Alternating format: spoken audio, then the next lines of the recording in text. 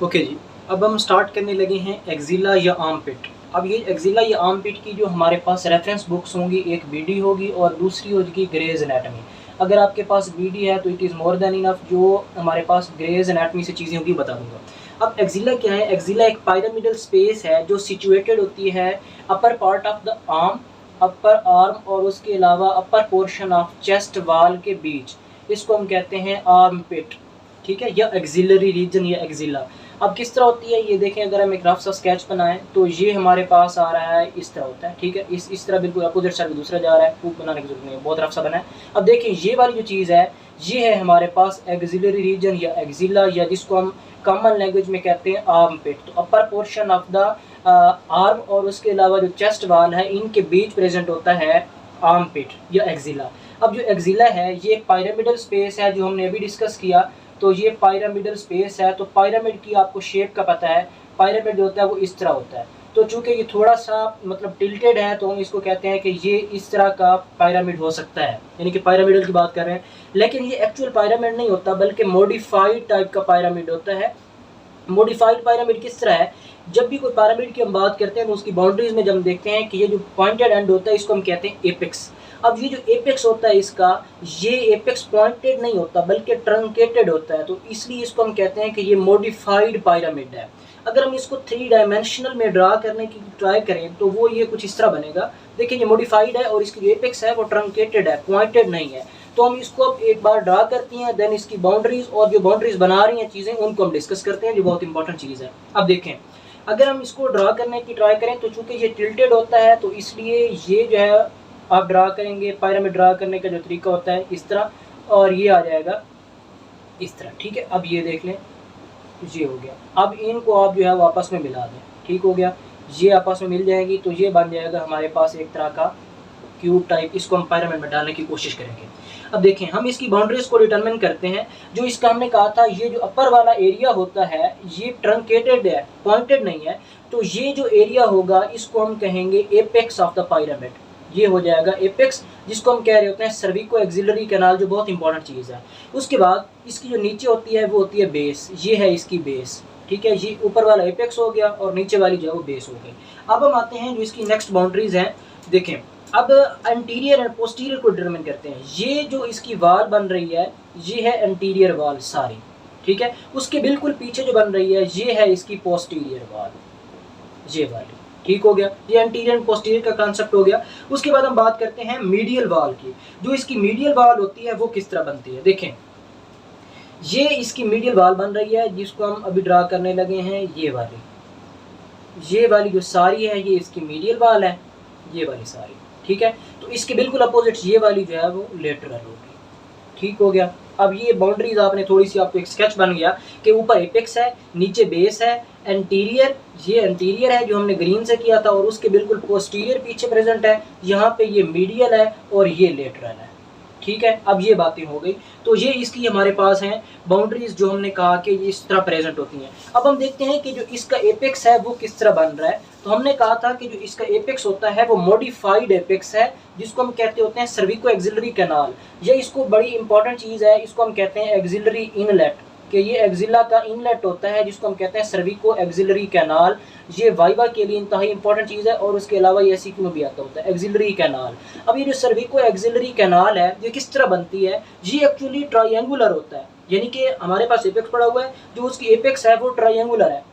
अब उसकी एपेक्स है वो ट्रायंगुलर थोड़ी इस तरह से होती है, ठीक है। अब इसको आपने देखने की कोशिश करना है, यानी कि हमने जो ऊपर ये नीचे हम अगर ड्रा करें पिरामिड होगा, ऊपर एपेक्स होगा, ये सर्विको एक्सिलरी कैनाल होगी इसकी। अब जो ट्रायंगुलर होता है उसकी 3 जो होती हैं वो साइड्स होती हैं, ये एंटीरियर आ जाएगा, ये पोस्टेरोलेटरल हो जाएगा, या इसको हम पोस्टीरियर कहते हैं, और ये मीडियल हो जाएगा, ठीक हो गया। अब जो इसकी एंटीरियर बनेगी वो किस तरह बन रही होती है? जो इसकी एंटीरियर बाउंड्री है वो बन रही होती है, अब सामने पड़ी हुई है क्लेविकल, यानी कि यहाँ पे पड़ी हुई है क्लेविकल, तो उसका कौन सा बॉर्डर बनेगा पीछे की तरफ? तो posterior surface of the clavicle, ये आ जाएगी इसके एंटीरियर पे। इसके जो पोस्टीरियरली और लेटरली प्रेजेंट होती है वो मेनली होता है स्कैपुला का सुपीरियर बॉर्डर, तो यहाँ पे आ जाएगा सुपीरियर बॉर्डर ऑफ स्कैपुला, ठीक हो गया। अब ये आ जाता है। उसके अलावा जो मीडियल एस्पेक्ट पे प्रेजेंट होता है वो फर्स्ट रिब का आउटर बॉर्डर होता है, तो ये मीडियल एस्पेक्ट पे आ जाएगा outer border of first rib. ठीक हो गया। ये बातें जी इंपॉर्टेंट चीज़ थी कि इसकी जो बाउंड्रीज़ हैं एक्सिलरी इनलेट की, वो जो होती हैं वो उसको सर्विको एक्सिलरी कैनाल जिसको कहते हैं, एक एंटीरियर बाउंड्री होती है जो posterior surface of the clavicle से बनती है। पोस्टरोलेटरल बाउंड्री या पोस्टीरियर बाउंड्री जो होती है वो सुपीरियर स्केप जो हमारे पास होता है, सुपीरियर जो हमारे पास बॉर्डर है उस स्केपुला का, उससे बन रही होती है। उसके अलावा जो इसकी मीडियल बाउंड्री है, मीडियल बाउंड्री मेनली बन रही होती है फर्स्ट रिब का जो आउटर बॉर्डर है उससे। ठीक हो गया जी। वीडियो में डायग्राम भी बनी हुई है, वहाँ से भी आप देख सकते हैं। तो ये है सर्विको एक्सिलरी कैनाल या एक्सिलरी इनलेट। तो एक्सिलरी इनलेट क्यों कह रहे हैं? क्योंकि इसमें से जो ऊपर से स्ट्रक्चर्स आ रहे हैं वो पास करते हैं, या जिसको हम कहते हैं कंटेंट्स ऑफ एक्सिला, यानी कि जो एक्सिला के कंटेंट्स होते हैं वो ऊपर से इसमें पास करते हैं, वो शीथ में कवर होते हैं जिसको हम कहते हैं एक्सिलरी शीथ। ठीक है। एक्सिलरी शीथ के अंदर प्रेजेंट होती हैं axillary artery, axillary nerve. Axillary nerve होती है एक्चुअली आप इसको कह सकते हैं ब्रेकियल प्लेक्सस। मेन चीज़ ब्रेकियल प्लेक्सस चूँकि नर्व्स को होता है तो इस तरह आप याद रखते हैं। उसके अलावा यहाँ पे एक्सिलरी वेन होती है और उसके अलावा axillary group of lymph node होता है। ये इसकी हैं मेनली जो इसके कंटेंट्स होते हैं एक्सिला के। सर्विको एक्सिलरी कैनाल के जो कंटेंट्स होते हैं वो एक्चुअली एक्सिला के ही होने हैं, क्योंकि ये एक्सिलरी इनलेट के तौर पर काम करता है और स्ट्रक्चर जिसे पास करके एक्सिलरी रीजन में जाते हैं या एक्सिला में जाते हैं। तो हमने सर्विको एक्सिलरी कैनाल कर लिया, इसकी बाउंड्री इसी इंपॉर्टेंट ऐसी क्यों है। उसके अलावा कंटेंट्स ऑफ एक्सिला में जो एक्सिलरी शीथ के अंदर कवर्ड स्ट्रक्चर्स होते हैं, एक्सिलरी आर्टरी, एक्सिलरी, उसके अलावा brachial plexus, axillary vein and lymph node.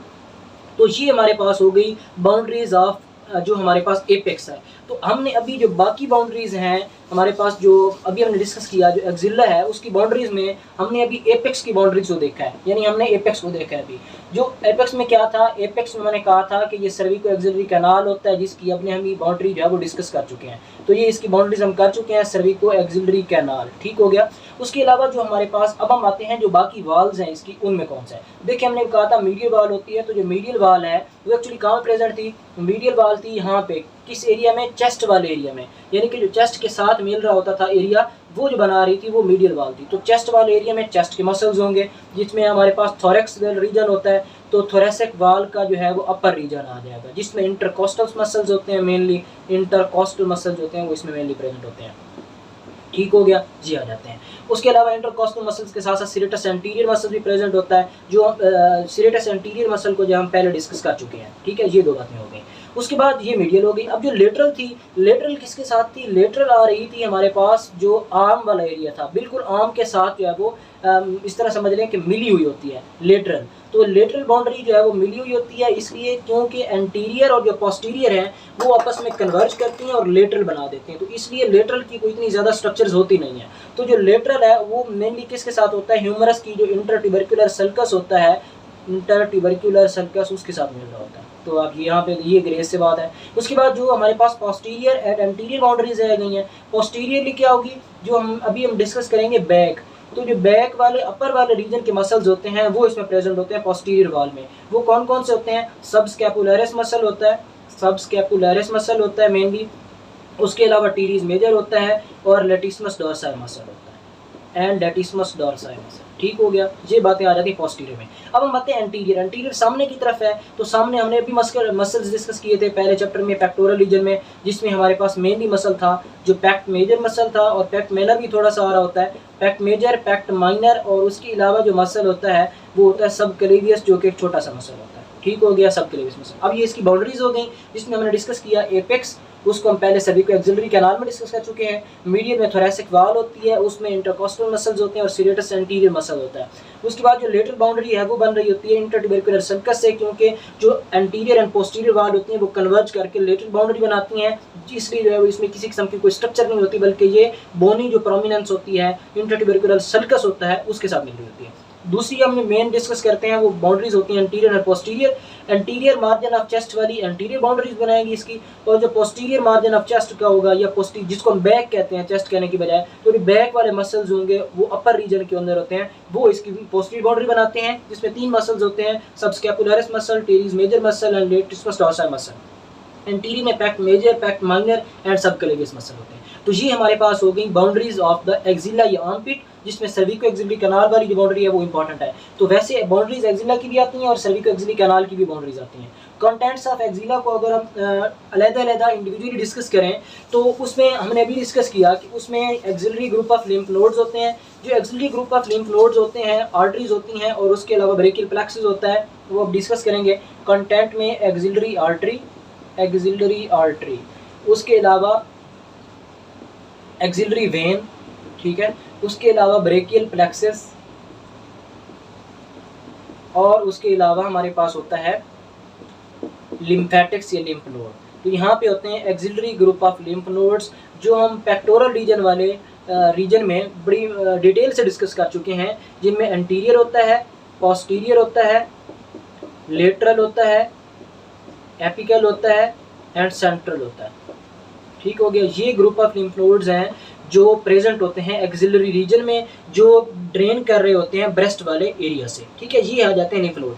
जो एक्सिलरी आर्टरी है, इसको मैंने इस पे अलग वीडियोस बनाई हैं। जो अपर लिम्ब है उस सारे की हमने स्टार्ट किया है एक्सिलरी आर्टरी से और हैंड तक सारी जो आर्टरीज हैं उसका एक ही वीडियो में मैंने डिस्कस किया हुआ। तो एक्सिलरी आर्टरी वहाँ से बड़ी डिटेल में दी हुई है, उसका मैं आई बटन में लिंक दे देता हूँ, वहाँ से आप देख लें। एक्सिलरी आर्टरी डिटेल में हो जाएगी वहाँ से। और उसके साथ साथ वेन भी, एक्सिलरी आर्टरी की जो ब्रांचेज होती हैं वो एक्सिलरी वेन के नाम से आपने उनको कहना है। वो वेन्स की जो ब्रांचेज होती हैं वो मिलकर क्या बना देती हैं, एक्सिलरी वेन, ये आप उसमें देख लेंगे। उसके अलावा अब हम डिस्कस करते हैं मोस्ट इंपॉर्टेंट चीज़, वो है ब्रेकियल प्लेक्सस। ये इस चैप्टर का दूसरा मेजर पोर्शन है जो अक्सर आ जाता है, ड्रा करना भी वाइवा में ड्रा करवाते हैं, उसके अलावा जो है वो SEQ में पोर्शन में भी आता है। ब्रेकियल प्लेक्सस उसको किस तरह ड्रा करना है।